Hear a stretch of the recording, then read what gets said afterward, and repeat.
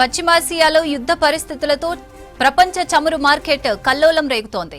బగ్గున మండిన చమురు ధరలతో ప్రపంచ దేశాలు ఉక్కిరిబిక్కిరవుతున్నాయి. టెహ్రాన్, టెల్ అవీవ్ ఉద్రిక్తతలు, ఇరాన్ సుప్రీం లీడర్గా ముస్తాబా ఖమేనీ ఎన్నికతో ముడి చమురు ధరలు ఆకాశాన్నంటాయి. నిన్న ఒక్కరోజే ముడి చమురు ధర బ్యారెల్కు $30కు పైగా పెరిగింది.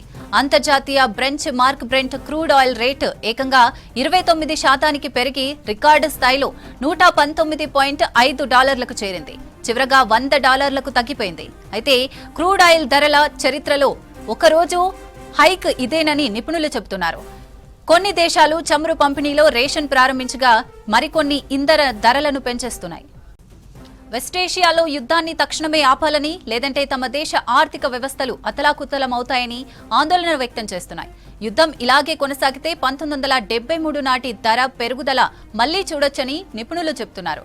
అటు చమురు ధరల మంటతో భారత్ సహా ప్రపంచవ్యాప్తంగా పలు దేశాల స్టాక్ మార్కెట్లకు తీవ్ర నష్టం జరిగింది.